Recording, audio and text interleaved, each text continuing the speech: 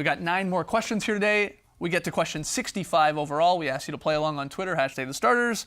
Guys, this is a good one. Question 65, which player is under the most pressure?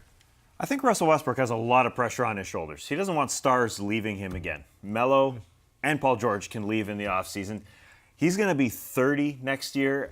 The Thunder have kind of scraped the cupboard bare a little bit to get Paul George and Melo. Let's say Russell Westbrook turns 30, these guys leave. You don't want his prime years of that extension without stars around him. So he's got to foster a nice environment to get all these guys involved, because the last couple of years that hasn't happened under Billy Donovan and the Thunder. They've been last in passes, dead last in passes. Melo's got to get the ball. Paul George's got to get the ball. Obviously, Russell Westbrook has to get the ball. You just got to foster a great environment there to keep those stars around. Why do you think, though, he signed that extension then now? If you think, like, perhaps he's worried that these guys might leave, why would he sign now? Is it just for the money? I don't think he's worried. When I say he's under the most pressure, I know Russell Westbrook says, I'm not under pressure at all. He's extremely pumped to be in Oklahoma City. I don't think he feels it at all. And if guys don't want to play with him, I think he says, screw it. But I'm sure he'd rather have those guys be there. And he definitely has to change his game. I think that is the pressure, because the way he's played last season obviously is not going to happen again this year. And like you're saying, even when Durant was around, it's not going to work having 3 guys who really need the ball. And you know Russell's going to be bringing it up most of the time. So he's got to find a way to make it a more egalitarian approach for the Thunder. And honestly, he can be better this year. If he's not shooting the ball 30 times a game, his efficiency is going to go up. He's going to have crazy assist numbers, I'm sure. Again, passing to guys who can actually make shots on the perimeter quite a bit. I think it's going to be exciting to see Russell Westbrook, but it's going to be a big-time change for him. Yeah, the excuse in the fourth quarter last season, particularly in the playoffs, is not going to fly this year because he's got guys he can trust. What was the excuse? I don't have the teammates that I can trust. Basically, to hit these shots. And he was just throwing the ball up from anywhere, just thinking, I'm going to take these guys, I'm going to get the win by myself. But now he can't do that, and he has to learn, I think, to do that early on in the season. Because if Melo and Paul George feel like, man, we came here, we're trying to help him out, and he's not involving us in the offense in the crunch moments, that's not going to be for a great locker room in Oklahoma City. Great pick. I like the Westbrook. Anyone else feeling the pressure heading into the season? Well, I think James Harden actually has got a little bit of pressure on his shoulders this year, particularly how the season ended in the playoffs last year for the Rockets. You've got to look at Daryl Morey. In the last few years, he's gone out and gotten huge superstars. Dwight Howard. Things didn't work out there. He's going to get Chris Paul, another huge superstar. If things don't work well for the Rockets this year, the spotlight is going to turn on James Harden, because a general manager can only do so much. And when you're on the court, it's on the players to make things work. And James Harden, runner-up MVP, we know he can play. We know he's a fantastic player. But also, like Westbrook, he's going to have to adjust his game to allow Chris Paul to flourish as well. Chris Paul's not the sort of guy, he's not a huge scorer, but he needs to feel control, and he needs to see that these two can work together and potentially contend. Harden in the regular season has never been a problem. Yeah. Harden in the playoffs, the last couple of years, and you even look back at that series against the Spurs last year specifically, he's struggled. And maybe it is a bit of the case where he's just running out of gas by the end of the year.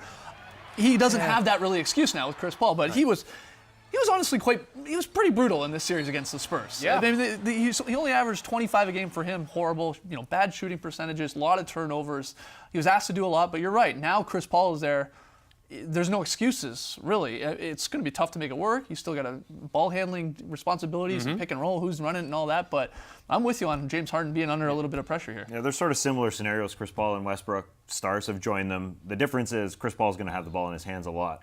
While Westbrook is the one going to be having his ball. So James Harden is going to play off, I think, Chris Paul a lot this season. He's going to be pretty pumped to do that, I assume. He's going to have to be. What about Kyrie Irving? That's, to me, the guy that is under the most pressure. pressure. He said he didn't want to play with LeBron James. Exactly. It's self-inflicted pressure. He left LeBron James, the best player in the world, a team that was going to the finals 3 times. Probably we're going to go back again. He would have had an easy path to the finals. He's replacing a beloved player in Isaiah Thomas, and he has to be great. This is the first time in his career he's really going to be under a lot of expectations as the #1 guy. First time playing in a system, because Brad Stevens has a different system than he's been in playing with the Cavs. I think it's going to be a major adjustment for Kyrie to play for a team that moves the ball a lot. He said that's what he already likes in Boston, that there's a lot of ball movement. That hasn't always been his strong suit. But it'll be interesting to see if he can kind of subsume his game into a team concept rather than just trying to get a lot of buckets and maybe a couple of dishes here and there. I think Danny Ainge is under pressure too, because he had all these assets for so long and wouldn't move them, and then all of a sudden he kind of blew up a team that made the Eastern Conference Finals, and this could be the Celtics' best chance to dethrone the Cavs because LeBron. This year? Well, it could be. I mean, last year, remember. He's got these guys for a while, though. He's got Kyrie and Yeah. Gordon Hayward for a while. Yeah, but I'm just saying because last year everyone was like, you had chances to move to get perhaps Jimmy Butler, perhaps Paul George. He didn't make those moves. Now, we don't know exactly what goes on in those conversations, why these other teams wouldn't make the trades, especially when they got lesser talent. But I think Celtics fans are like, well, Danny Ainge had all these assets. We've got to be at least as good as we were last year and at least make the conference finals. Couple other names I'll throw at you guys. LaMarcus Aldridge, another guy that Yeah, there's lots of struggled, pressure. struggled when Kawhi Leonard went down with an injury in the playoffs. He didn't step up, and obviously Kawhi, especially with everybody else pairing up, and Chris Paul and Harden, and all the Thunder guys, and the Warriors already got their guys, and other teams in the East. I mean, Kawhi needs some help, so he needs LaMarcus to get back to being that all-star LaMarcus.